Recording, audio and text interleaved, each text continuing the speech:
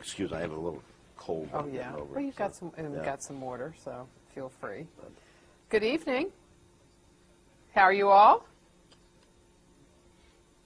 Oh, your microphone is off on the other side. Well, that's okay. But good evening. Our guest this evening is George Condon. And George, I have known for a number of years, and always enjoyed his reporting, and enjoyed him, and called him a good friend. And so he was willing to come over tonight and talk with you all. And George is working for National Journal's publication, Congress Daily. And he'll tell us about his reporting, and reporting is a career and what it is like these days. But while we were sitting and waiting for us to begin, we were talking about an event that and I learned something I didn't know from George. We were talking about Martin Luther King's assassination and what it was like in Washington at that time. And he was talking about, he was a student at Georgetown, and he interviewed a student who, was he a student at the time? Yes, yes. Well, my first interview with him, and the lesson of this is pay attention to who you meet in college, because they might end up mattering later. You're going to have to guess who the person is that he interviewed. When I was a freshman at Georgetown, I was sent out to do, for the Hoya, the school paper, a memorable three-paragraph story to interview the head of the Student Athletic Commission, who was, Georgetown was upgrading football, which, very relative terms, it certainly wasn't Division I, but it was, they were going to give scholarships and so on. And the head of the Student Athletic Commission was bringing back the Georgetown football team that had played in the Orange Bowl in 1940 to show that we had once had big-time football. And that student who was head of the Student Athletic Commission was also notable because he was about the only non-Catholic on campus at the time. And it was Bill Clinton. It was a big deal on campus. And he came up on the... I saw him again when Martin Luther King was assassinated, and I did what a lot of students did. You know, the National Guard was roaming the streets, had machine guns set up at Wisconsin and M, and so there was a curfew. We got some beer before they closed the liquor stores and played cards through the next 3 days. Bill Clinton put a white cross on this Buick convertible that he had gotten from his stepfather, and drove into the worst of the riot areas in Washington, delivering blankets and food. And go figure, one of us ended up president and one didn't. So, you know, look at the person next to you, and you know, you might be getting a presidential appointment from him in 20 years. Did you interview him about his time at the assassination of King? I did years later, and we talked about that. Clinton was amazing. When I saw him 8 years after graduation, and there was no reason for him to remember me. I was a nobody freshman at the time. He was a big deal on campus, and I saw him at a governor's conference, and he remembered my name. If he wasn't under oath, his memory was absolutely incredible.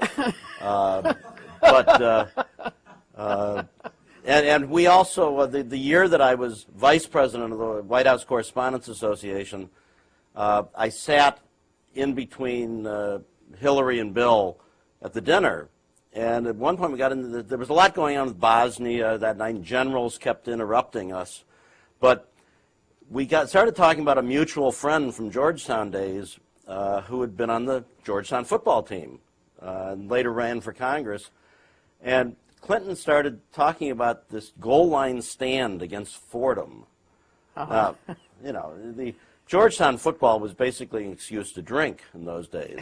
You see a trend here, I'm sorry. But he remembered this entire goal line stand, and he started gesturing of Fordham running into this friend Pierce O'Donnell, and thrown back, and they said, this fat guy can't stop us, and he ran again.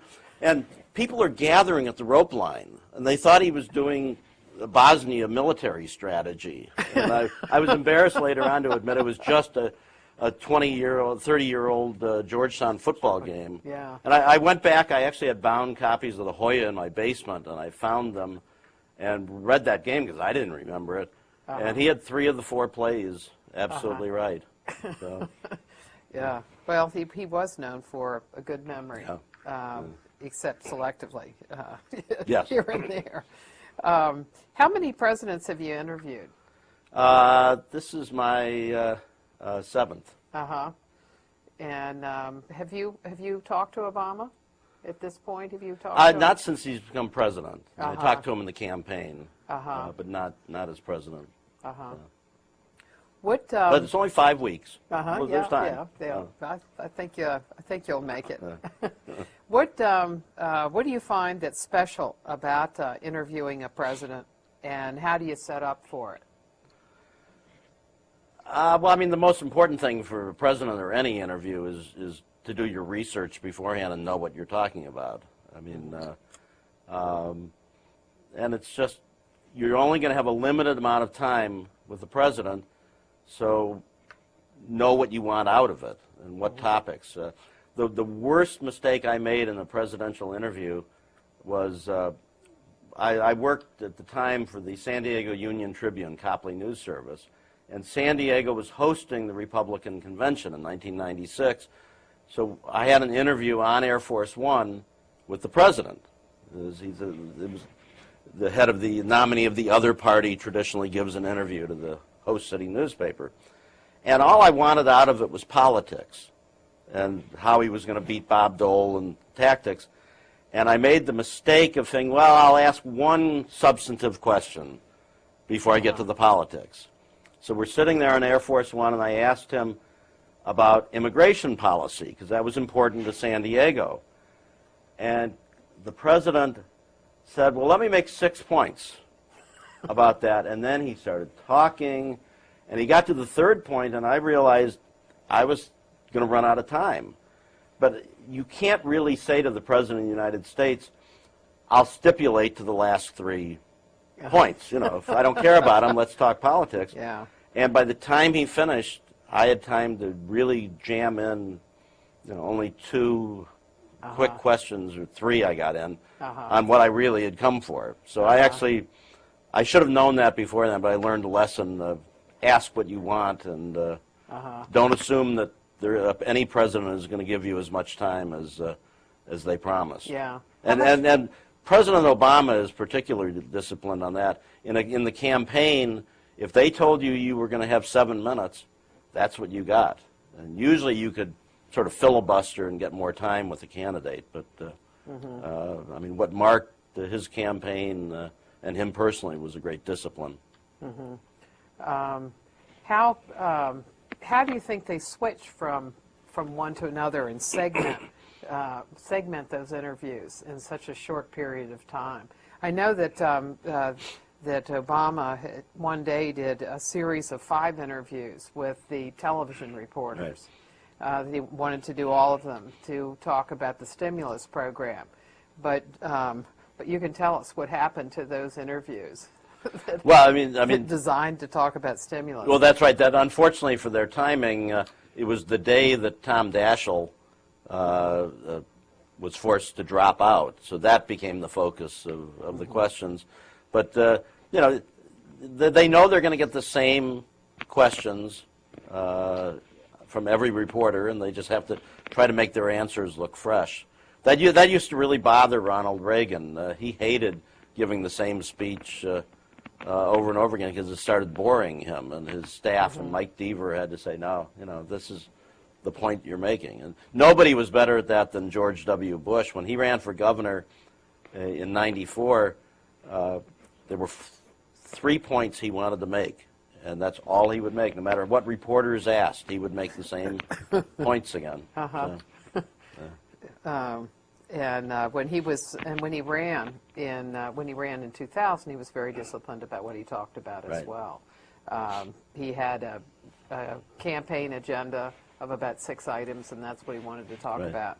And in 2004, the last weekend of the campaign, I don't know if I can't remember if you were on the trip, but I did the Friday, Saturday, and Sunday of that last weekend, and we went from Washington to New Hampshire to Ohio, Minnesota, Wisconsin, Florida, and he gave the very same speech. And Right, it was right. exactly the same Yeah. speech. There were no differences in it. And of course, at that point, you're not really reporting on the speech as much as you are developments, because they're not going to say anything particularly new. No, luckily, I wasn't on that. One of the benefits of some seniority is that you don't have to go on the killer last week trips where, you know, for example, Bob Dole, he knew he was going to lose. Everybody knew he was going to lose. But he decided, I'll do 96 hours in 96 without any sleep. And, you know, the candidate can slip off and get some sleep, but that's when you're writing your story. Yeah. It's like when you're on foreign trips. And I remember getting into I was excited the first time I had gotten to Jerusalem. I'd never seen Jerusalem. We arrived at 1 a.m. Which president? This was Reagan or the first Bush? I think it was the first Bush. And we finished our stories by 3 a.m. and we had a baggage call at 5 a.m. So I had arrived in Jerusalem, never saw daylight before we had to leave. So didn't quite live up to what I wanted to say. Right. Yeah. It's not a good way to travel. Tell us about your career, and if we can see it started early. It's been misspent. It's been a failure. You know, my parents are very disappointed. But you've had a great career, and have worked in different types of media. Yeah. Well, I'm from a newspaper family. My father, who just turned 92 and just finished another book, was a columnist and reporter at the Cleveland Plain Dealer, and 43 years at the paper. My youngest sister is a Holmes editor of the Plain Dealer now, and I worked at the Plain Dealer for a while. But when I graduated from Georgetown, I worked briefly for a weekly newspaper in Cleveland that Howard Metzenbaum owned, then at the Plain Dealer, and then went to the Columbus Bureau for the Plain Dealer, which is still the most exciting story. One of the tragedies of newspapers cutting back right now is that state capitol bureaus are being trimmed. I mean, and that's where the public perception is completely wrong. The public thinks that the corruption is in Washington and that, you know, if we just run things like we do in state capitals, we'll have honesty and light. There's far more corruption in state capitals, far more influenced by lobbyists. And yet every newspaper in the country is cutting back how much they're reporting. And the amount of corruption that's not being reported now is really bad for democracy. But anyway, I covered the Ohio State Capitol, and then went to work in San Diego for the San Diego Union. So I got to cover Jerry Brown and California politics, which was fun. And then came to Washington in '82, and was with Copley for 30 years until, sadly, they closed the Bureau just a few months ago. And I've been with Congress daily covering the White House since January. So. What drove Copley to that situation? What are some of the dynamics here? Well, I mean, you've got, I mean, it's a cliche, and I hate to use it, but it really is sort of a perfect storm for newspapers. You have a lot of newspapers foolishly spent too much on other newspapers, like Knight Ridder buying McClatchy, New York Times buying Boston Globe, Gannett buying Des Moines Register, even the people that bought Reader's Digest, you know, paid $2.4 billion, way more than it was worth. So you have that debt they have to service. Then you have a generation coming up that does not have the newspaper habit, so you're not getting new readers. Then you have the technological changes so that classified advertising is where a lot of newspapers make a lot of money. Well, we foolishly let Craigslist innovate instead of us doing the innovating. I mean, we could have done that. Our ownership was not smart enough to do that across the industry. Didn't see it coming. Then you toss in the worst recession, which is leading to possibly a depression, which by itself would have had us in trouble because advertisers scale back. So all those things combine so that newspapers are not making the money that they need to make, so they try to scale back staff. So we had 11 people covering Washington for our newspapers. Then it went down to, it was three at the end. That? We had 11 in 2005 when we won the Pulitzer Prize. So. And can you tell us the story that, that you worked on? This was a perfect example of something that only a regional newspaper would do. Because we had a member of Congress from San Diego named Randy Duke Cunningham. And everybody knew he wasn't very bright, but he was very conservative in a very conservative Republican district that revered the military. And Duke had been the only Navy ace since the Korean War. He was an ace in the Vietnam War, had shot down 5 MiGs, and that became his life. That's what he talked about endlessly, and they got him into Congress. And again, we knew he wasn't going to go into leadership because he really was, as I say, not very bright. How did it manifest itself? Oh, he'd just say incredibly stupid things. He also did crude things. He was in a room like this with constituents and a cancer patient, and his elderly man challenged him on why is so much being spent on the military budget and why isn't more on cancer research. And I don't want to offend the students by repeating what he said, but he went like that to him, and which is very congressional, giving the finger to an elderly cancer patient, and used the F word with him.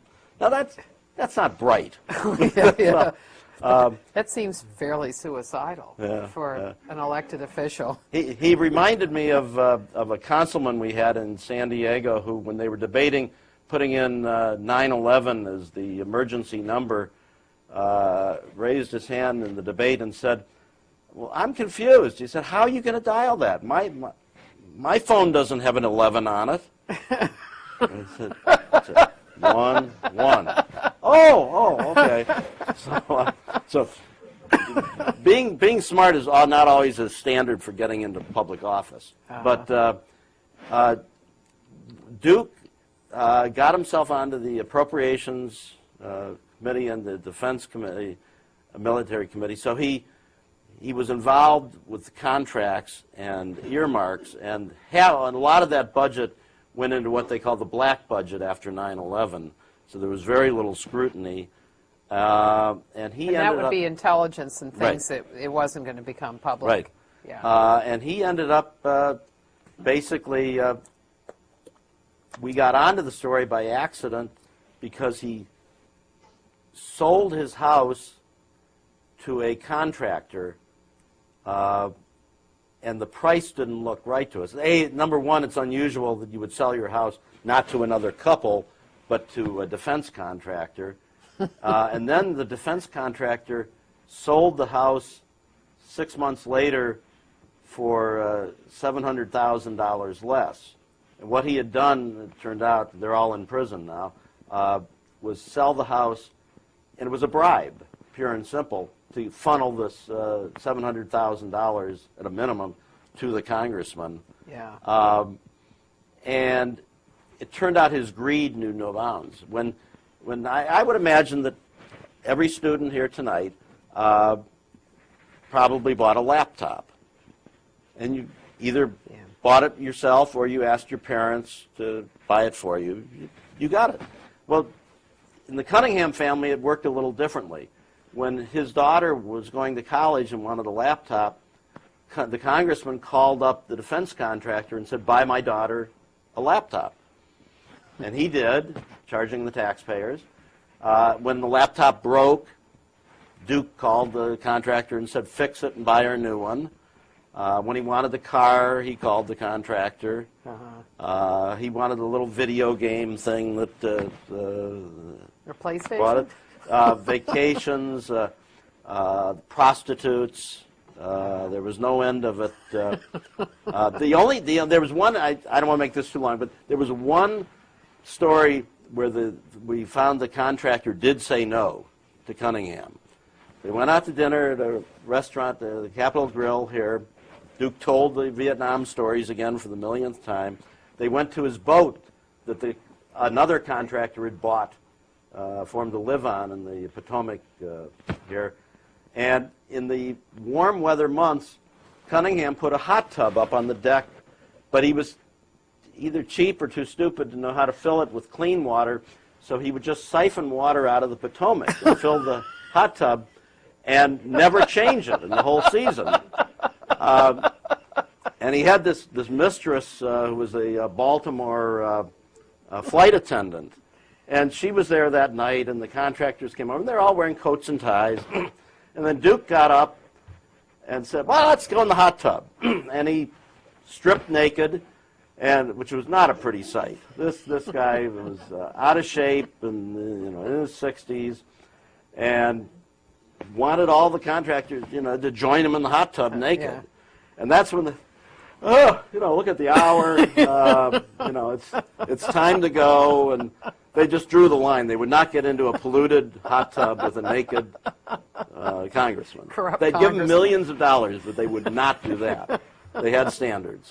So, anyway, we wrote the stories, and the beauty of the story was there were no leaks, no tips. It was everything on the record and documented, and within an amazingly fast amount of time, he was convicted of the most corruption in the history of Congress, or as our book said, the most corrupt congressman ever caught. Both contractors that bribed him were in prison. Another contractor in New York is in prison. And the number 3 guy at the CIA who was also involved in it was just within the last 5 days sentenced to prison for this. So, how long did it take you, how many of you were there, and how did you organize the coverage, and where did you start? well, it started with just, there was one guy that deserves the credit. Although when I was looking for a job, he told me that I should stop giving him the credit. I should take it. But the credit really belonged to Mark Stern, who is now working for ProPublica, which is an online investigative reporting thing that provides stories for other publications. Mark just didn't believe Cunningham on some filing about who had paid for trips, so he started just on the internet finding out everything he could. And Mark considers this a failure because he never did nail down why Cunningham went to Saudi Arabia on a trip. But out of frustration, he said, I'm going to launch a lifestyle audit. And he just wanted to see if any change in his lifestyle. And everything was online, and the San Diego County property records is where he saw the house sale. And he just followed that and went to the website of the company that had bought the house.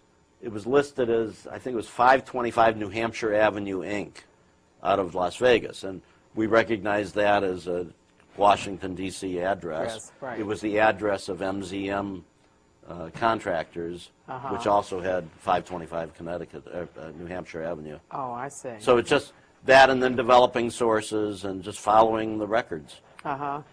How long did it take? Oh, and also helped that that Cunningham gave him an interview and said things in there that were provable lies that we could prove. When did it start? Started in May of 2005, and the first story in June, and then a series of stories that followed very quickly. Did you start with the House? Yes. And when did the government get involved? Oh, the deputy U.S. attorney in San Diego. The story appeared Sunday morning.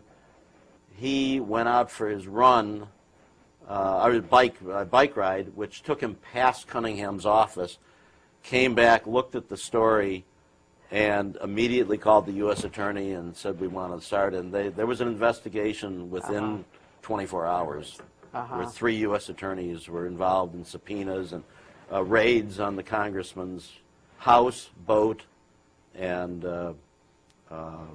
office. And actually, one of the things they found on the boat, which they didn't know, the FBI didn't know what it was.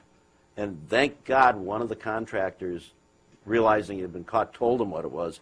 It was what they call the bribe menu. The congressman and the contractor had gone to lunch, dinner, I forget now whether it was lunch or dinner, at a restaurant in Georgetown on Wisconsin Avenue, the grill, the Metropolitan Grill. For the Daily Grill? Daily Grill. And Cunningham wanted to make clear to him what he expected in bribes. So, because he had to pay off something on fixing the boat, so he listed on one side of congressional stationery how much money he expected, and in return he'd get how many millions of dollars in contracts in earmarks for him. And it was in sort of shorthand, so the FBI didn't realize what it was. But once it was explained, how many congressmen are stupid enough to do a bribe menu on their stationery? So I said he wasn't very bright. So. And when was the trial? It was within a year. Uh-huh. I actually don't remember the So exact it was date. fast. The whole, it was very the whole fast. Thing was very fast. Because the evidence was so overwhelming. Yeah. And the contractor knew that he was caught, and he helped the prosecution to get a shorter sentence. But Cunningham ended up with an 8-year sentence, which is the longest sentence any member of Congress has ever gotten. It would have been longer. They did cut a little off because of his war service. And what kind of resources did that require from the newspaper? Was everybody in the Bureau here involved? Actually, it didn't require that much after the initial. So, I mean, we had a lot of reporters in San Diego who wrote other stories off of it and about the San Diegans, because one of them was, they did a lot of good reporting on the defense contractor there. And we did a lot on how Congress operates and earmarks and broadening it to other congressmen. So, I think we could see this year or last year about the pay-to-play scandal in Illinois, the importance of corruption at the state level, and it is very disconcerting to think that we're going to lose so many newspapers. And what do you see as the alternative for digging out these stories? There isn't a good alternative right now. I mean, and there was some good reporting done on the Cunningham story by one blogger, Josh Marshall at TZM, the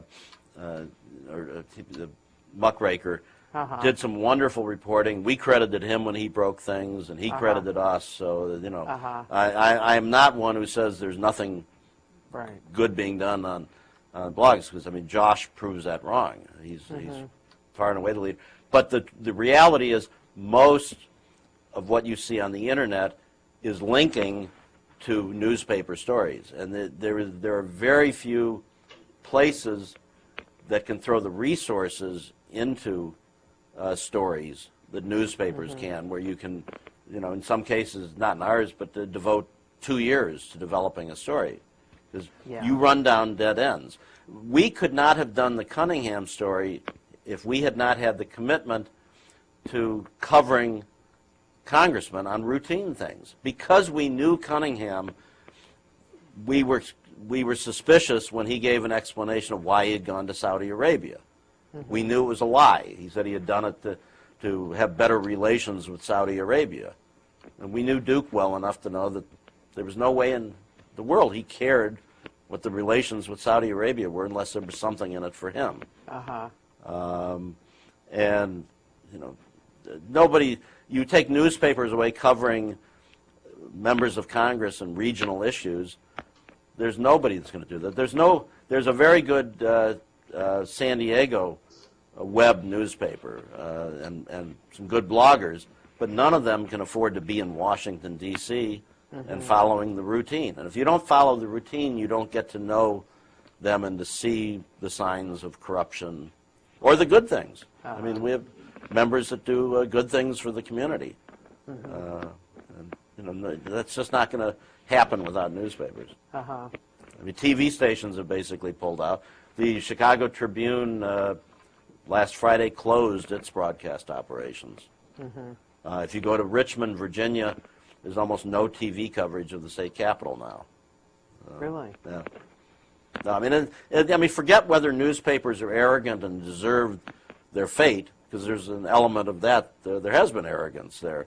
It's just a question of what's good for democracy if you have nobody watching agencies or your public officials and how your money is being spent. So.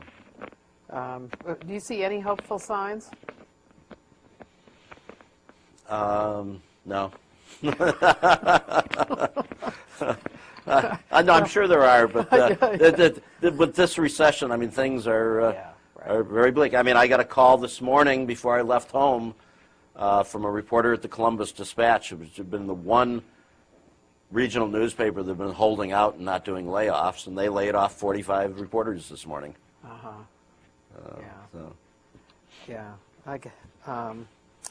Well, actually, there are hopeful signs. Politico, for example, is doing a very good job of covering and filling a void. I mean, they have 4 or 5 people at the White House now. Right. Yeah. It seems on a daily basis they have at least and 4. some of it is breathless. My favorite was last week when the president was going to address the nation on Tuesday night, and early in the day they posted something. 242. 6 motorcycle police are now lined up outside the White House waiting for the motorcade tonight. Now, I admit that newspapers had missed that story. We did not know how many motorcycles were parked outside the White House. Yeah, or particularly interested. No, but they do a very good job. On the campaign, Politico was one of them. And other websites like that have popped up that are filling the void. And in their case, they have a newspaper, so it's their newspaper that's really generating the revenue. Right. That's right. Any revenue they have is through that. And so now you're working for Congress Daily. Right. Tell us what Congress Daily is like, and how is gathering news. In what ways is it similar, and what ways is it different? Well, it's different style of reporting. I mean, instead of a mass circulation newspaper, Congress Daily has 20,000 subscribers. So the audience that I'm writing for example, covering today the President's meeting with the British Prime Minister.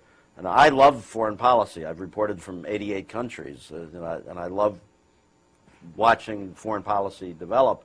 But our subscribers, which are members of Congress and lobbyists and other reporters, they have no interest in whether there is a special relationship between Britain and the United States. Wouldn't they be interested, say, if there are going to be some kind of contracts involved? Readers. I'm so new to the organization that that hasn't come up yet. But they did care that the president was talking about the economy in there, and that's what I went heavily on. Yeah. And we do have an impact. I would write something for San Diego, and it would often have no impact at the White House, but you write something about the president's actions infecting Congress, and every member of Congress is reading it, you have an impact. Do they read it online, or is it Actually, printed, and when? Well, it comes out twice. It is printed, and you see people carrying it around on the Hill. But the PM edition that comes out in early afternoon seems to have the most impact. Again, I'm so new to this, having just started in January. Yeah. I'm sort of learning it. But I've been accused by other reporters of having a bias where I don't recognize Congress as a co-equal branch of government, and that I'm so White House centric that that's the only thing I recognize. And there's an element of truth to that, I suppose. Well, except but you were writing from the White House, so that's what they expect is to have the White House angle. Yeah, the last time I went to the Hill, a friend of mine up there offered to do a map quest for me so I could find it, but How do you find out your news, and how do you develop stories? And is it different now than it was, say, at the San Diego Union?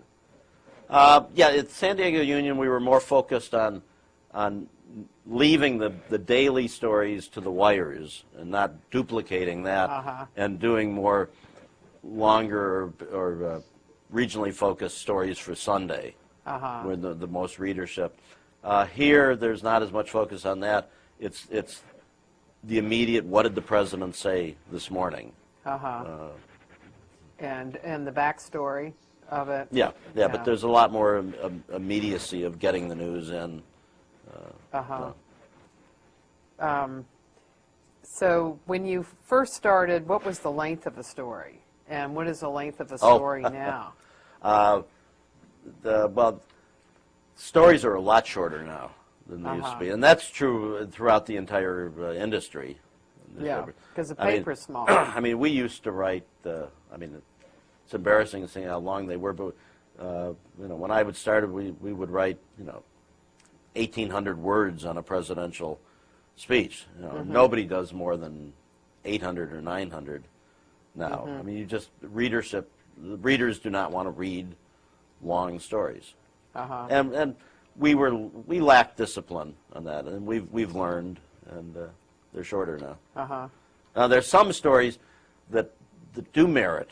When the Washington Post wrote about the mistreatment of veterans at Walter Reed, those stories deserved length, and that was important. But I mean, our first Cunningham story that ended up with 5 people going to prison was under 1,000 words. Like I say, no source, no leaks, just facts that were very easy to follow. Yeah. And those are the kinds that people can understand pretty easily too. Yeah, there was nobody had a hard time understanding somebody overpaying $700,000 for a house. Yeah. That there was definitely something something wrong. And it turned out the people that had known about that corruption before us were the neighbors, who all couldn't figure out why it sold for that. Now, none of them called and said anything, but they weren't surprised at the story. At what point did you talk to the neighbors? Early on. Yeah. How do you find out your news? What do you, what are your habits? What do you read and when do you start? I get delivered to my house the Washington Post, Wall Street Journal, New York Times, and USA Today. And when do you start reading them? When I get up. And before I go in, and I read I try to read the Post and USA Today at home, and then I read New York Times and Wall Street Journal on the Metro coming in. And do you do Politico? I do Politico several times during the day, and do you do Romanesco. Yeah, right. Yeah. Romanesco comes in, at least in mine, it comes in around noon. Yeah. And it always brings bad tidings of the news industry. Right. It's about the industry, and it's which paper has gone under today is going to, and what were the particular issues with it. And I do Drudge and RCP. And that's Real Clear Politics. Right. Yeah. And they're aggregated. I mean, you can see links to stories that you want to read in other publications. And the Lynn Sweet of the Chicago Sun-Times has a blog, everything about Obama. I take a look at that. Although she's been sort of focused on Roland Burris in recent days. He's the story that keeps on giving for Chicagoans. Yeah. And I guess he's going to continue too. Yeah. He's keeping his feet planted right here in Washington. Yeah. Yeah, and then depending upon, when I have time during the day, try to look at Huffington Post. What do you do during the day in gathering news? Kind of, what do you do to developing a story in the morning, and who do you talk to? Well, actually, one of the things that I'm having a problem with, this is the first time where I've actually worked out of the White House basement, as you well know, near where you're sitting. And I'm not finding that as conducive to doing interviews and reporting as being at the office. For one thing, everybody can hear. If you're working on something you don't want to share necessarily, there are no secrets when you're working with 12 people in about a, 20-foot area, and your chair is touching three other people. It is hard, and particularly because some of them now, at least the ones that are currently down there, they have deadlines where they can move a story on on a website, and so if you are talking about something that you don't want to talk about, because I know today I had to talk to somebody today because I'm going in tomorrow, and I didn't want to talk about the particular subject. Because the reporter who's doing it, it's his story, and I knew that the story would get picked up, and so it's difficult. So in the cold weather, in particular, like it is now, reporters can't just go out on the driveway. It's really cold out there, so people go up on the steps and have to sit on the steps to do their phone calls. And you also have ethical challenges. I mean, about 10 days ago.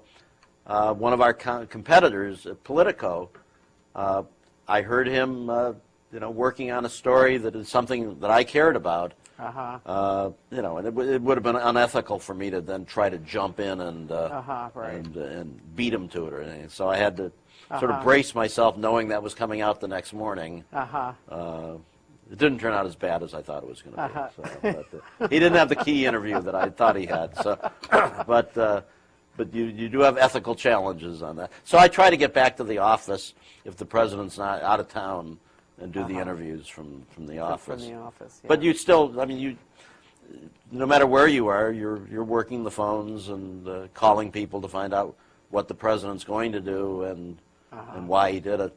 And I'm a little less interested in trying to.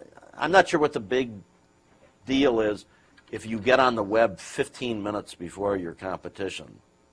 I mean, so what? I'd much rather have the story on why something happened that puts it in some context instead of having what am I going to do? Spike my my BlackBerry and do a victory dance because I beat somebody by 40 seconds or something. That doesn't make sense. But let's go to some questions. Okay. And you guys have some questions?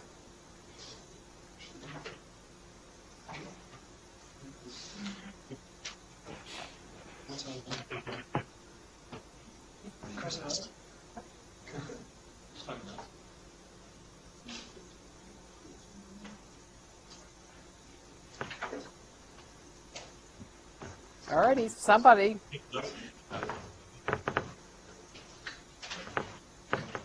What are your obligations and responsibilities as a White House reporter, and what in turn do you expect from the president as far as his obligations and responsibilities to the public and to the press?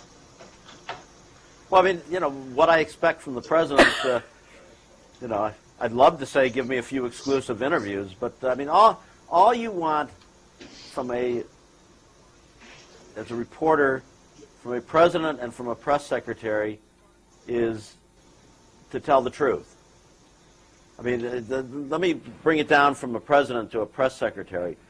We all know that, I've covered probably 13 press secretaries, and I don't expect and never expected any of them to just answer every one of my questions.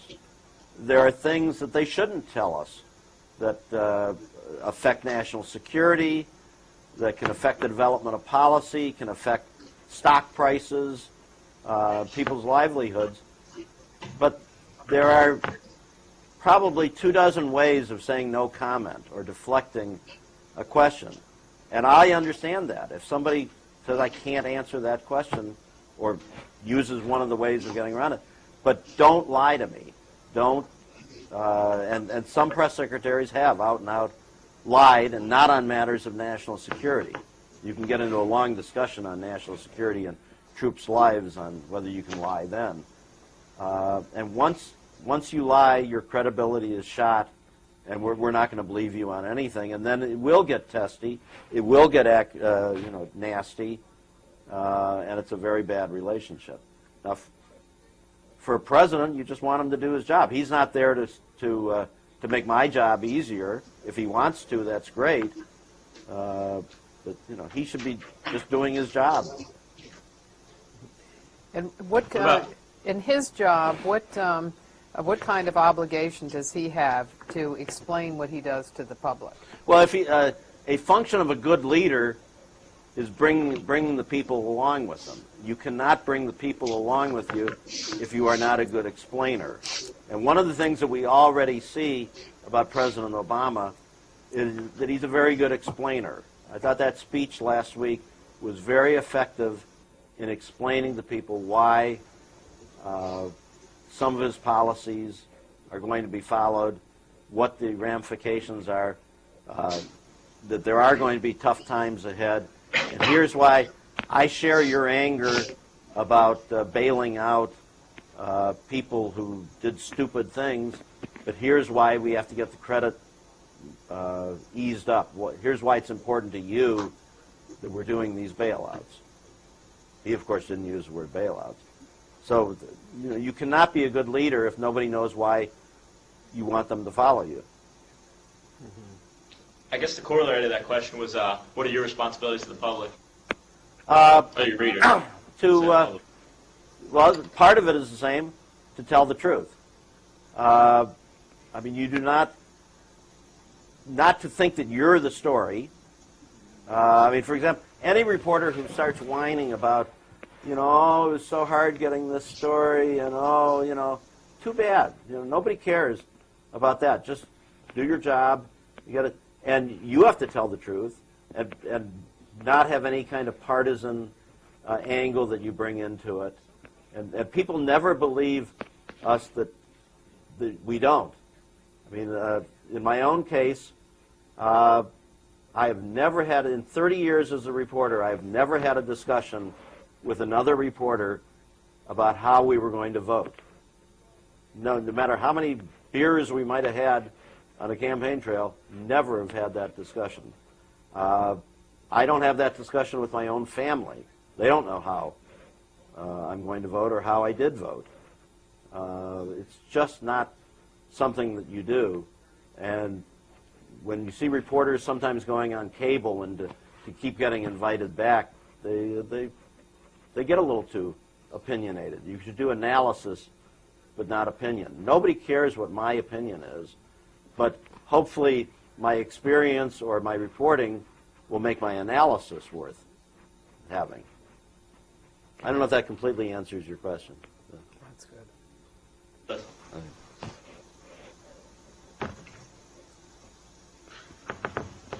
Another question here?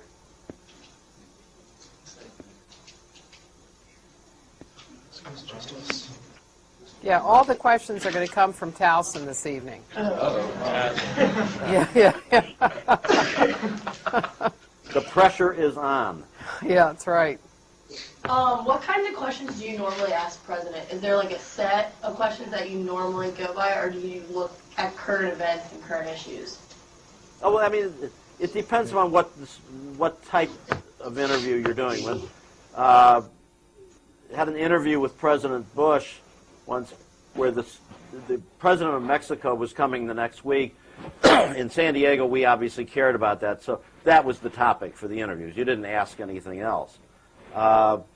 When I'd have more casual conversations with the president, you might range from everything to, why don't you read more newspapers, to baseball, to his approach to an issue, or how he thinks his presidency was affected by this event or that event.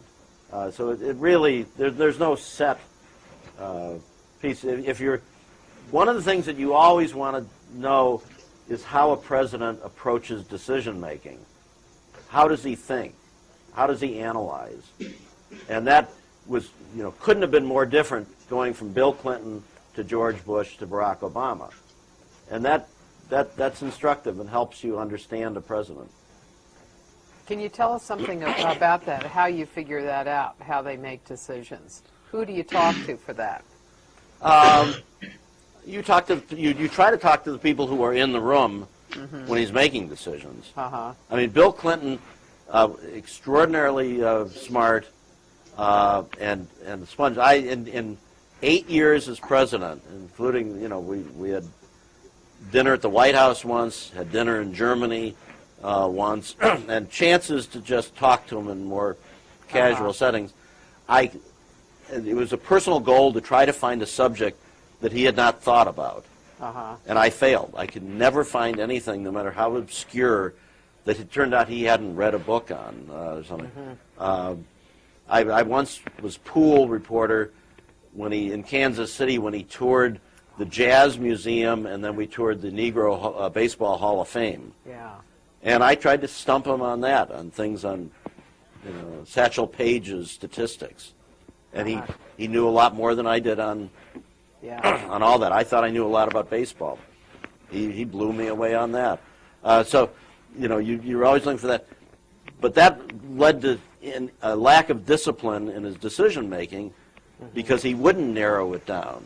He would always want, like we were back in college and, in the dorm, and he'd want a bull session on it. So sometimes they wouldn't make the decisions when they should, and it would go on too long, and that wasn't good for government. George Bush, his curiosity was, when we were in St. Petersburg, Russia, and they put on a tour of the Hermitage Museum, one of the great museums in the world. Fascinating stuff. And he was unhappy that they wanted him to spend 20 minutes doing it. You couldn't run through the Hermitage in 20 minutes. He just had no curiosity on that. He had set things that he believed. He was well-read, but did not want a lot of outside input on that. And Obama looks to be a very disciplined decision maker from what we've heard so far.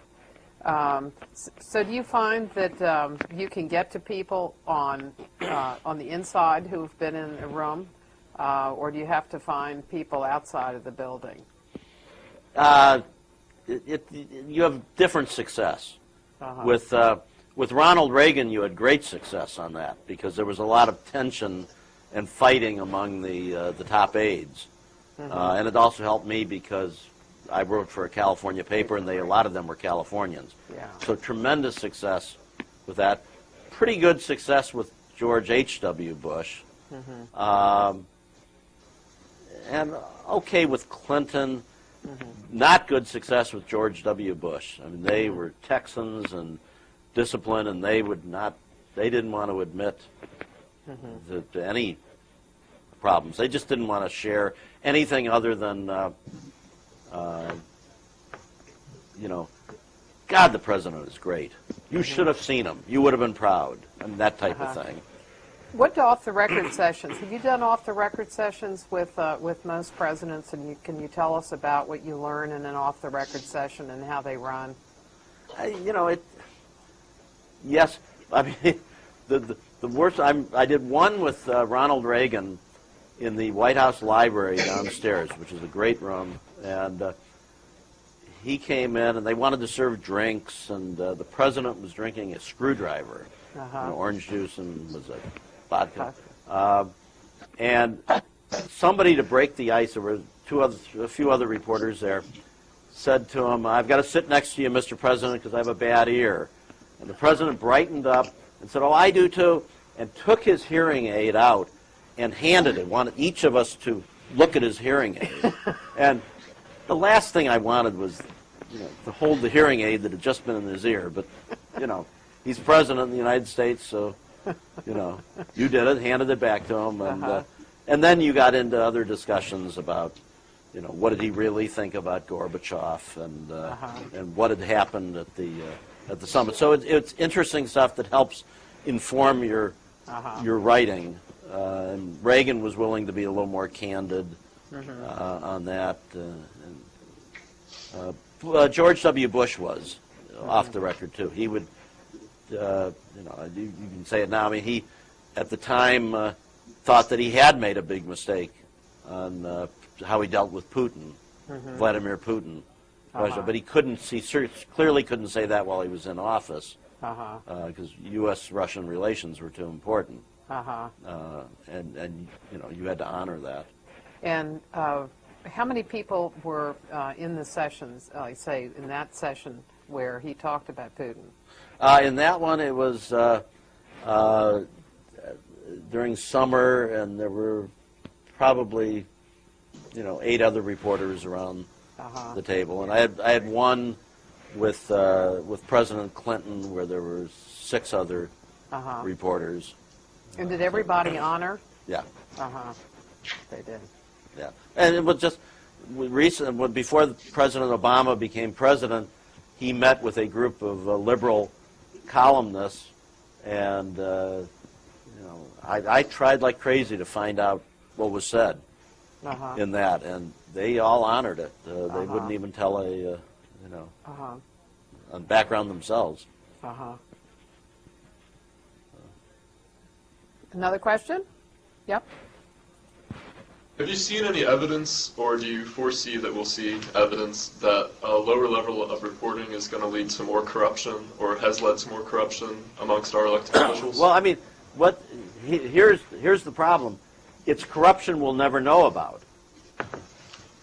So it's decisions that will be made in agencies that newspapers that still staff state capitals have cut back, and so nobody is watching the agency. So it's things you won't know about how your money is being spent. And it's just common sense and human nature that if people know they're not being watched, they're going to cut corners. And we'll never know what those corners were cut. Now, some of it may dribble out, but for the most part, we will never know what is being done and what we're missing. Well, what about state FOIA laws? There are a lot of states that have strong Freedom of Information Act type statutes that they could use. So it may take some while. So you may find it out. That's the problem. But it's way later. I mean, you sometimes don't find out for 8 years the answer on your FOIA request. And there was a story in the Washington Post this past Sunday by the former Baltimore Sun police reporter who did The Wire on HBO, and he tried to get some information out of the Baltimore Police Department about shootings, and even though the law clearly says they have to give that information, the police department refused. So they're not giving it. Nobody is filing the lawsuits that newspapers filed to get this information. And the public sympathy is not with releasing the information, even though it's the public that's served. I mean, there's been a tipping of people wanting privacy in all things, and that makes it impossible. When I worked at the Plain Dealer and did police beat, I used to every night call 27 hospitals and talk to the chief nurse and find out what shootings had come in, what cases. That's against the law to give that information now because of the HIPAA law.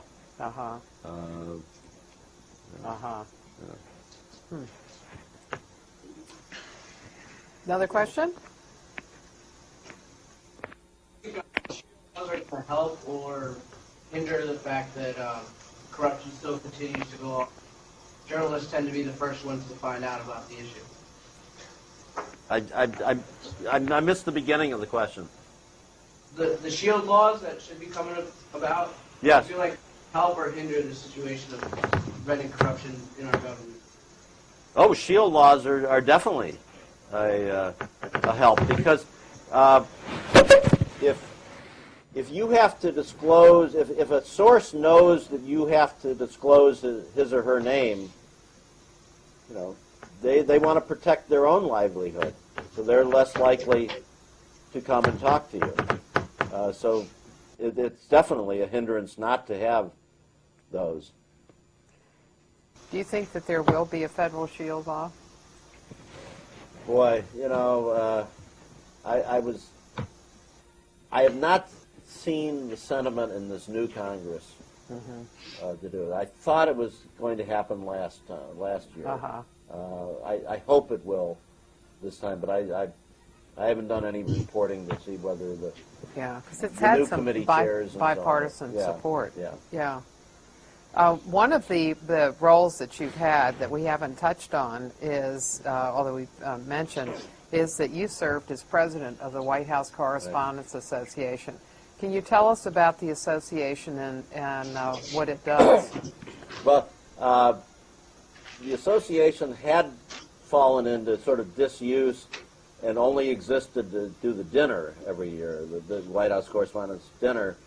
And in the mid-'90s, we tried to reinvigorate it and did, so that it now is the main body that deals with the White House on our working conditions and information and so on. And I was there at the beginning of the Clinton administration when it was just hell, because they tried to clamp down on information. They, on the inauguration day, closed down the what's called the upper press office, where you couldn't even go to the press secretary's office. And they fell into one trap that we discovered a lot of new administrations do, where they don't understand the difference between politics and governance. And the example was, reporters tried to find, one reporter wanted to know what Bible President Clinton was going to take his oath on, his hand on. And they didn't give an answer for a long time on that because they couldn't quite figure out how to spin it. And they didn't understand reporters didn't want to be spun. Sometimes you just want facts. And that's why the most successful press secretaries understand the difference. Mike McCurry and Marlin Fitzwater, who one Republican, one Democrat, understood that you're there to serve the public and to serve and just say, here's the policy, here's what the policy does, and leave the spinning to other people. Now, they could spin when it was required, but they also understood that. And some press secretaries that I could mention just never quite got that it was governance now. This isn't the campaign. You know, we talk about a perpetual campaign, but the public deserves governance also. Right. Yeah. So the Correspondents Association deals with those, everything from the seating to in the briefing room. Yeah, to fighting for access. And one of the things that we fight for is the public doesn't believe us in a lot of things. Our credibility is not high, so we don't like to put things on background. I had to do a story last week advancing the president's speech, and I needed a quote from the administration on what the president hoped to get out of it. And this is pretty boilerplate stuff. It was the president's going to talk about the economic challenge facing the country and how we get out of it. And the administration person I was talking to insisted it had to be on background. Worthless. I mean, why would you put something like that on background? There's no secrets or anything, but that's their nature. Everything has to be on background. And people look at that and say, oh, well, you made that up. Nobody really said that. So we didn't use the quotes. So you're continually sort of educating them on that. Do you think that in a lot of administrations they want to use background because they think that it means that they're going to get attention and their president doesn't want them to have attention? Yeah. Is that one of the major reasons? I don't know if it's a major reason. It's also to protect themselves from getting in trouble. But my favorite story on that was in 1983, Ronald Reagan went down to Cancun. It was a big world summit, developing and developed countries, a so-called North-South summit. And Secretary of State Alexander Haig briefed us in the White House hotel, and they had ground rules that he had to be identified as a senior administration official, not Secretary of State. Well, the local Mexican newspaper didn't quite understand American rules, so their story said senior administration official. Says this about Mexico. Then in boldface before the story started, it said, U.S. Secretary of State Alexander Haig briefed reporters, but we had to identify him by rule as senior administration official. So in this story, the senior administration official is Secretary of State Haig. And then the whole story just said senior administration official.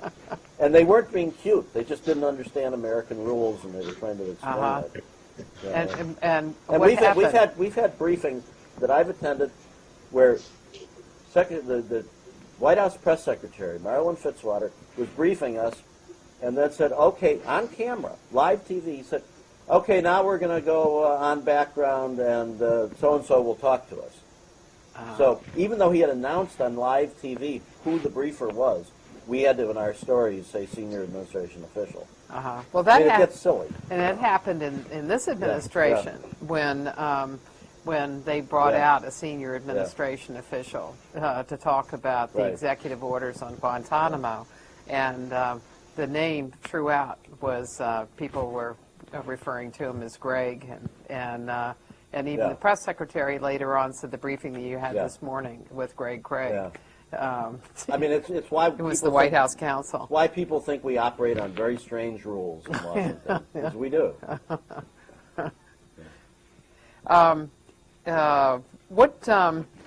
What other kinds of things do you do? What's the dinner involved, and what have been some of the issues that have come around about the dinner?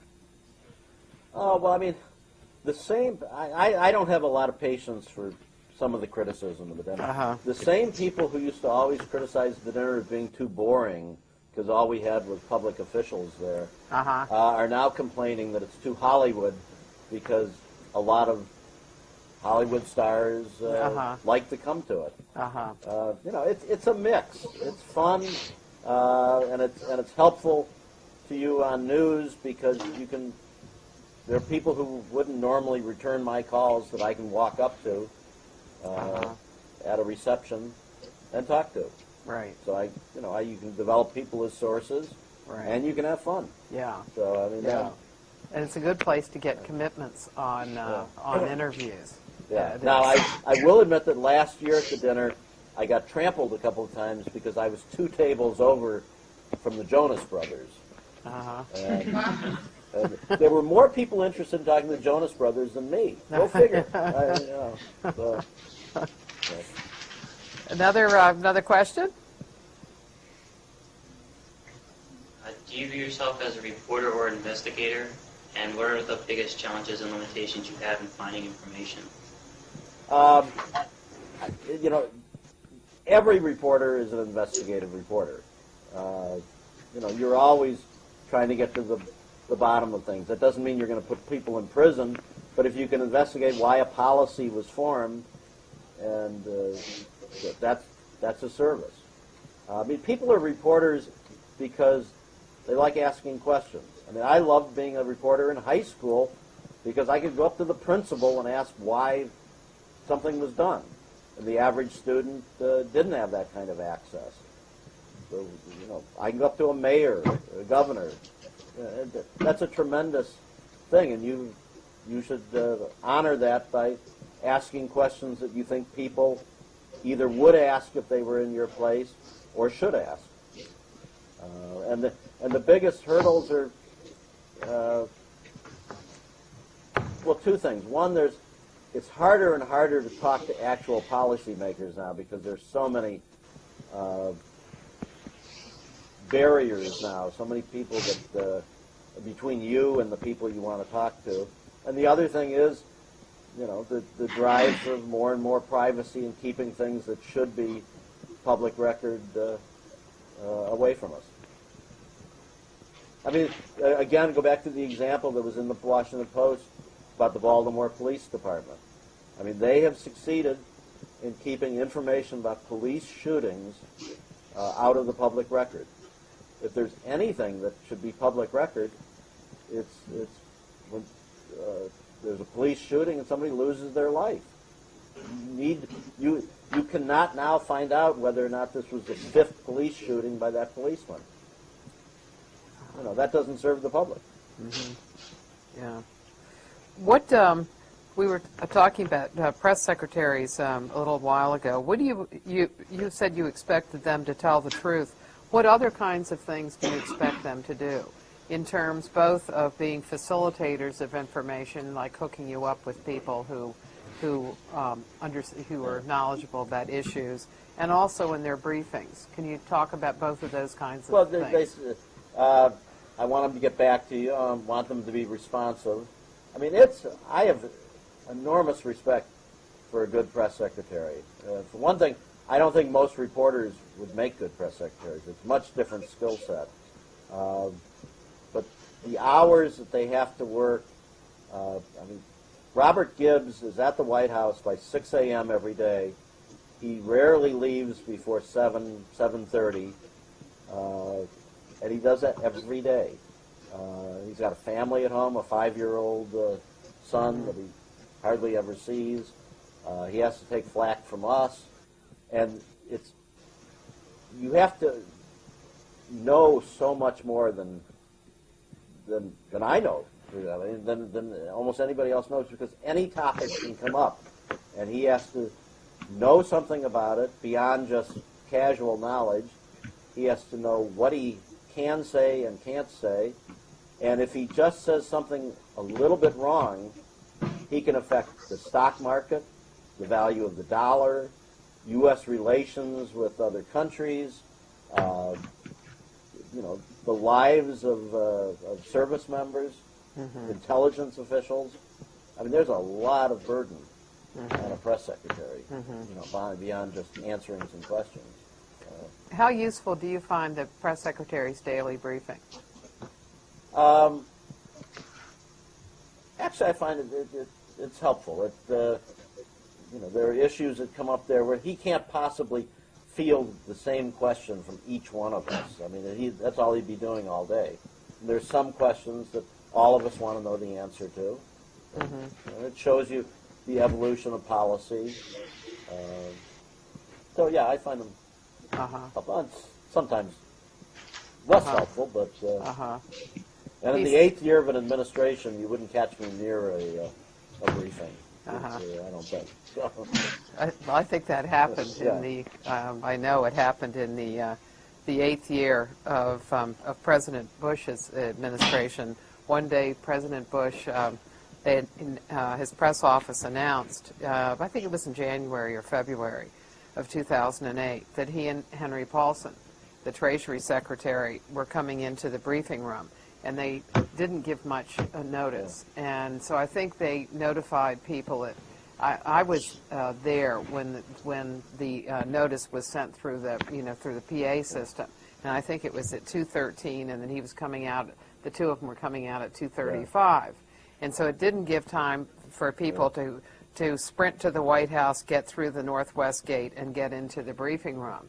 So the only people who were there in that room, and there are 49 seats in the room, and I'd say at a typical briefing today, there are probably about 80 people at the briefing. And that particular day, when the President himself came in with his Treasury Secretary, there were 18 people in the seats, and that was it. And that is what happens in the 8th year. And now we're seeing what happens in the 1st year, and particularly when there's a great deal of policy on the table. Because there are an enormous number of people. Actually, the one complaint that I do have about the new administration, it came up because they gave so much notice before his first press conference. It was announced, I think, on Thursday. You signed up on Saturday, and it was Monday night. There was a blurring of the line between reporters and partisans that was troubling. I mean, I was not upset that Huffington Post was there. I mean, you could quibble on that, but to have in the first row of a primetime presidential press conference a very partisan talk show host, Ed Schaefer, and it didn't cause Schultz. Excuse me. It didn't cause a big fuss because almost nobody in the country knows him. In fact, I just got his name wrong.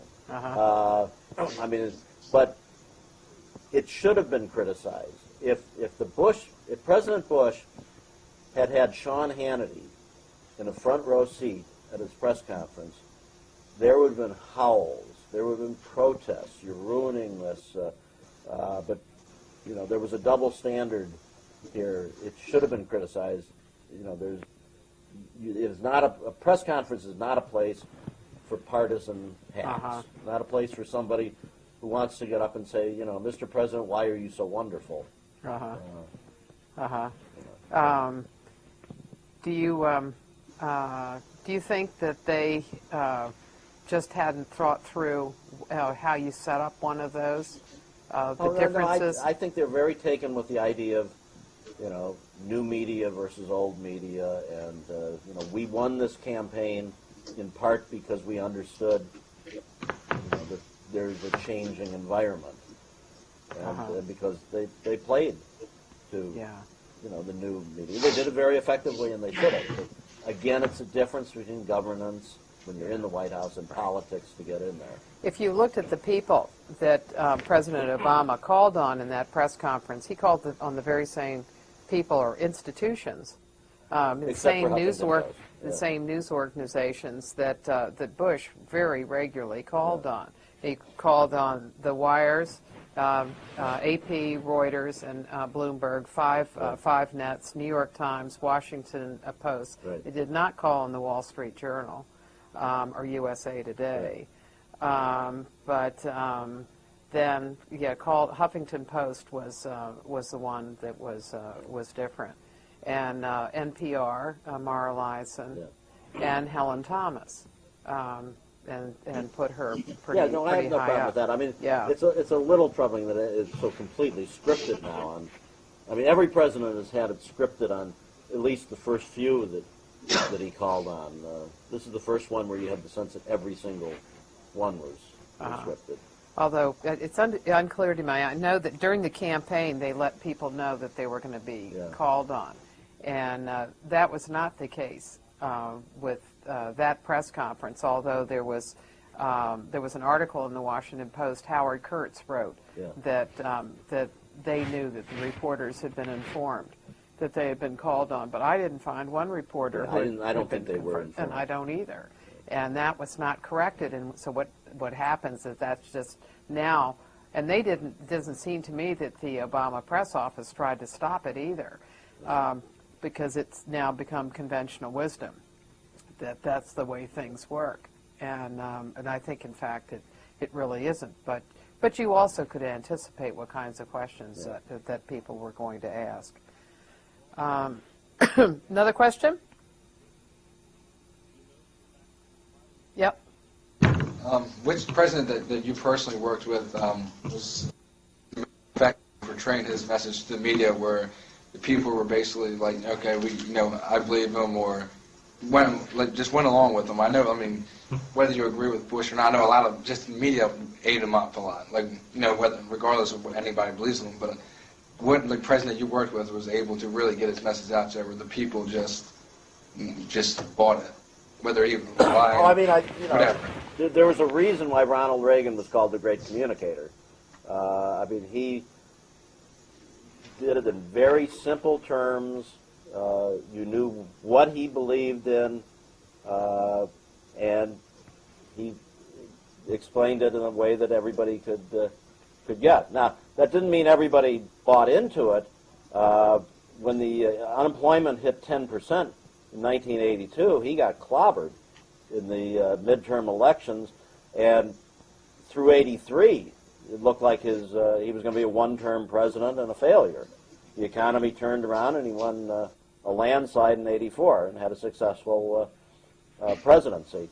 So, if your policies don't work, no matter how good a communicator you are, it's the old, you can do the great advertising on the dog food, but if the dogs don't like it, doesn't matter how well you communicate it.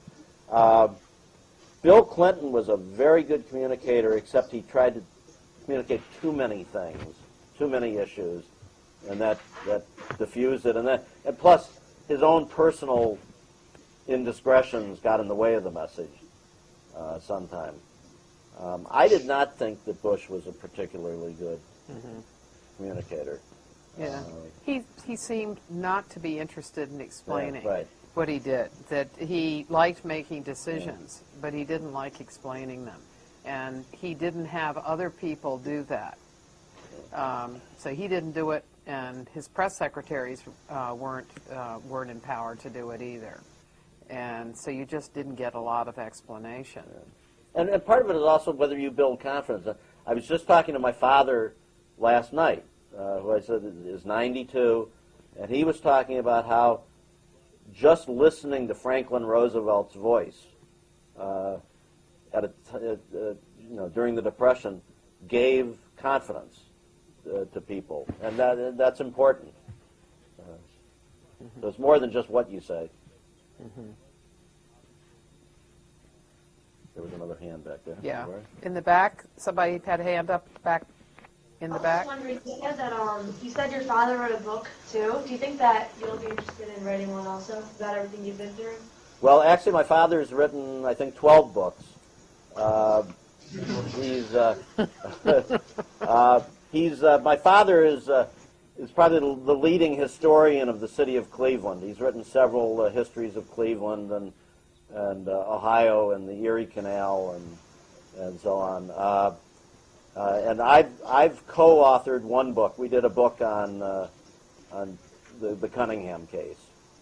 So I enjoy it, but it has to be something that I really want to write. I felt the Cunningham book was important because as the biggest case of congressional corruption in history, we wanted an authoritative account of it for historians. We had no illusions that it was going to, outsell Harry Potter, but we wanted it there for history. And you won the Pulitzer Prize for it. Well, not for the book. For your coverage. The coverage, right? Yeah. Right. Yeah. Another? Any others? Yeah, we got one.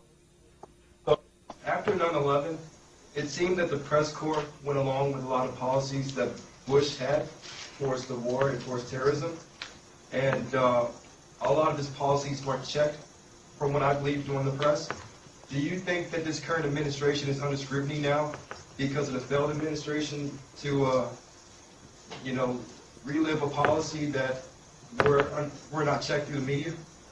There's a couple of answers to that. One, I think you're right in the wake of 9/11. I mean, there were questions that were not raised about the linkage between the war in Iraq and 9/11. They were raised by some people, and everybody points to accurately the Knight Ridder stories were very skeptical.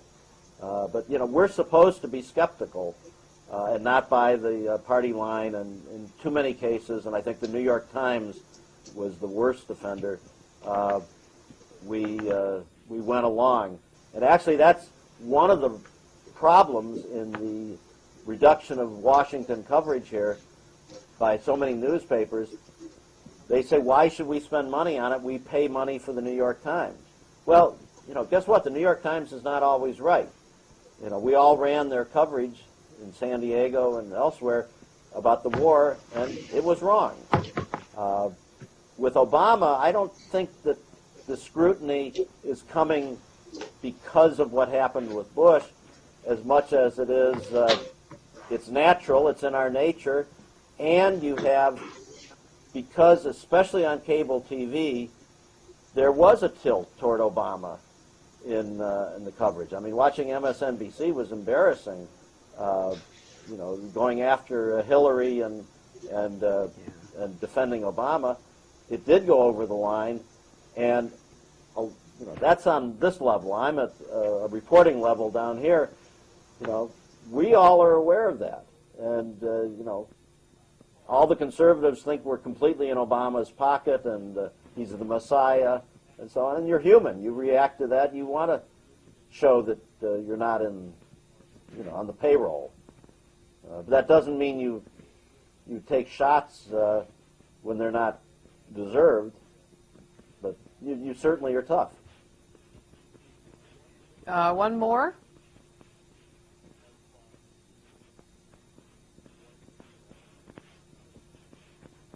You wore him out. Yeah, okay. Well, thank you very much, George. I really appreciate it. It was very good. It was Yeah, fun. thanks.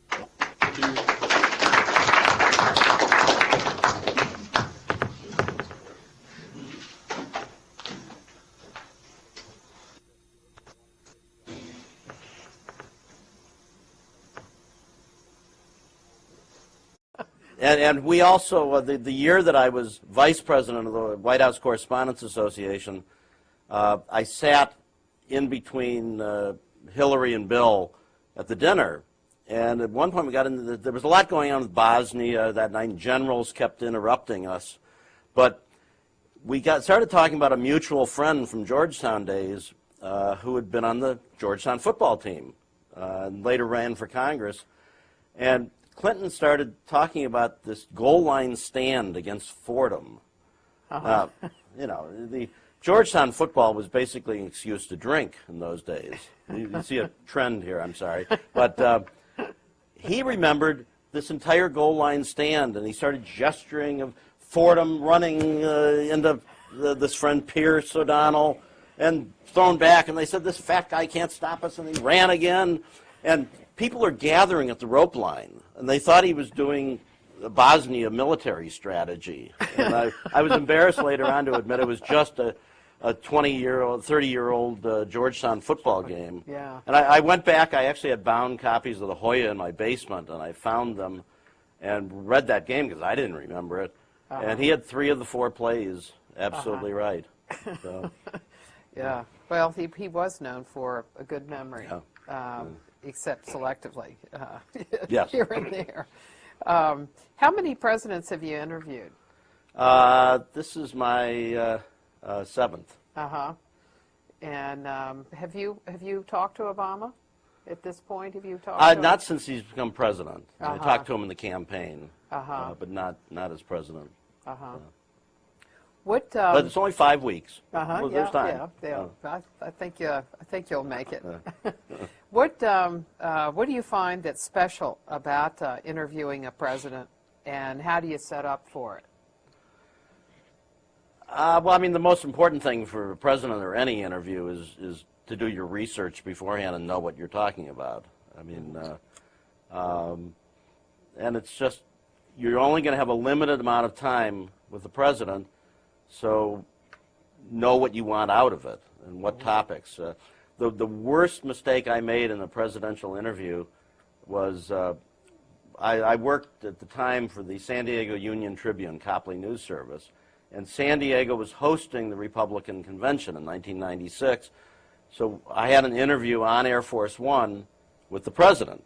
It was the head of the nominee of the other party.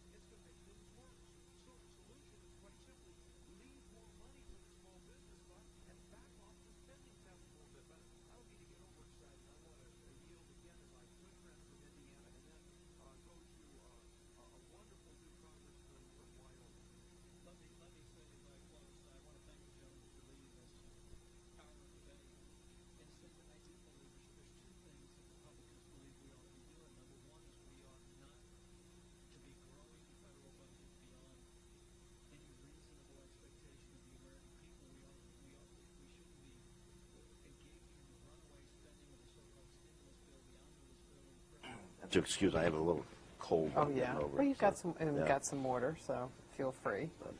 Good evening. How are you all? Your microphone is off on the other side. Well, that's okay. But good evening. Our guest this evening is George Condon.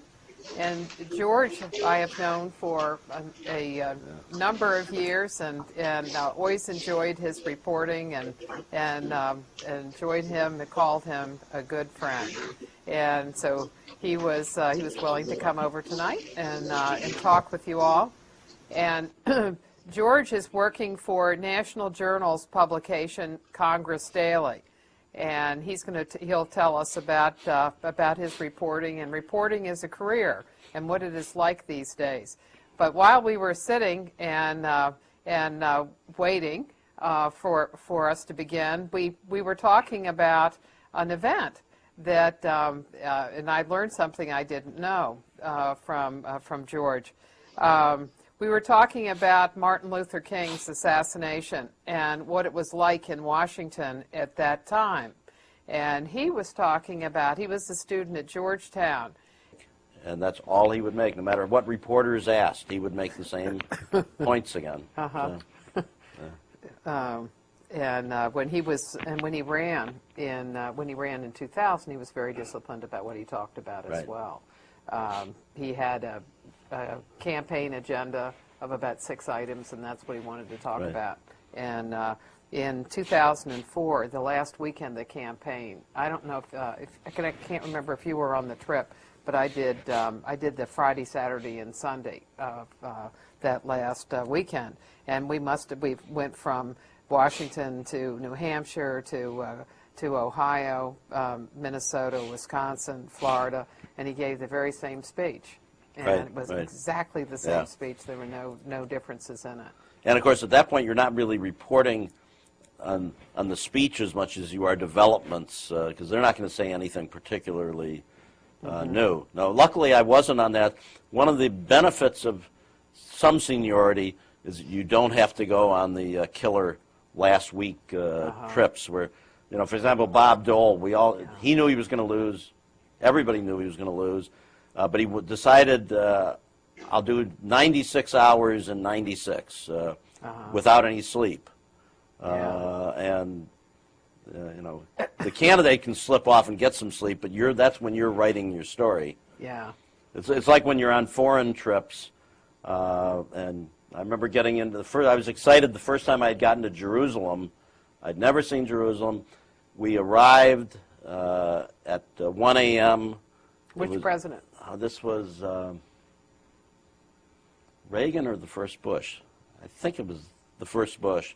And we finished our stories by 3 a.m. and we had a baggage call at 5 a.m. So I had arrived in Jerusalem, never saw daylight before we had to leave. So didn't quite live up to what I wanted to say. Right. Yeah. It's not a good way to travel. Tell us about your career, and if we can see it started early. It's been misspent. It's been a failure. My parents are very disappointed. But you've had a great career, and have worked in different types of media. Yeah. Well, I'm from a newspaper family. My father, who just turned 92 and just finished another book, was a columnist and reporter at the Cleveland Plain Dealer. He traditionally gives an interview to the host city newspaper. And all I wanted out of it was politics and how he was going to beat Bob Dole and tactics. And I made the mistake of thinking, well, I'll ask one substantive question before I get to the politics. So we're sitting there on Air Force One, and I asked him about immigration policy, because that was important to San Diego. And the president said, well, let me make 6 points about that. And then he started talking, and he got to the third point, and I realized I was going to run out of time. But you can't really say to the president of the United States, I'll stipulate to the last 3 points. If I don't care about them, let's talk politics. Yeah. And by the time he finished, I had time to really jam in, only 2 quick questions, or 3 I got in, on what I really had come for. So I should have known that before then, but I learned a lesson of ask what you want, and don't assume that any president is going to give you as much time as they promise. Yeah. And President Obama is particularly disciplined on that. In the campaign, if they told you you were going to have 7 minutes, that's what you got. And usually you could sort of filibuster and get more time with the candidate. But I mean, what marked his campaign and him personally was a great discipline. How do you think they switch from one to another and segment those interviews in such a short period of time? I know that that Obama one day did a series of 5 interviews with the television reporters. Right. He wanted to do all of them to talk about the stimulus program, but you can tell us what happened to those interviews. Well, I mean, designed to talk about stimulus. Well, that's right. That unfortunately for their timing, it was the day that Tom Daschle was forced to drop out, so that became the focus of the questions. But you know, they know they're going to get the same questions from every reporter, and they just have to try to make their answers look fresh. That used to really bother Ronald Reagan. He hated giving the same speech over and over again because it started boring him, and his staff and Mike Deaver had to say, no, you know, this is the point you're making. And nobody was better at that than George W. Bush. When he ran for governor in '94, there were 3 points he wanted to make. And he interviewed a student who, was he a student at the time? Yes. Well, my first interview with him, and the lesson of this is pay attention to who you meet in college, because they might end up mattering later. You're going to have to guess who the person is that he interviewed. When I was a freshman at Georgetown, I was sent out to do, for the Hoya, the school paper, a memorable 3-paragraph story to interview the head of the Student Athletic Commission, Georgetown was upgrading football, which, very relative terms, it certainly wasn't Division I, but they were going to give scholarships and so on. And the head of the Student Athletic Commission was bringing back the Georgetown football team that had played in the Orange Bowl in 1940 to show that we had once had big-time football. And that student who was head of the Student Athletic Commission was also notable because he was about the only non-Catholic on campus at the time. And it was Bill Clinton. It was a big deal on campus, and he came up on the I saw him again when Martin Luther King was assassinated, and I did what a lot of students did. You know, the National Guard was roaming the streets, had machine guns set up at Wisconsin and M, and so there was a curfew. We got some beer before they closed the liquor stores and played cards through the next 3 days. Bill Clinton put a white cross on this Buick convertible that he had gotten from his stepfather and drove into the worst of the riot areas in Washington, delivering blankets and food. And go figure, one of us ended up president and one didn't. So, you know, look at the person next to you, and, you know, you might be getting a presidential appointment from him in 20 years. Did you interview him about his time at the assassination of King? I did years later, and we talked about that. Clinton was amazing. When I saw him 8 years after graduation, and there was no reason for him to remember me. I was a nobody freshman at the time. He was a big deal on campus. And I saw him at a governor's conference, and he remembered my name. If he wasn't under oath, his memory was absolutely incredible.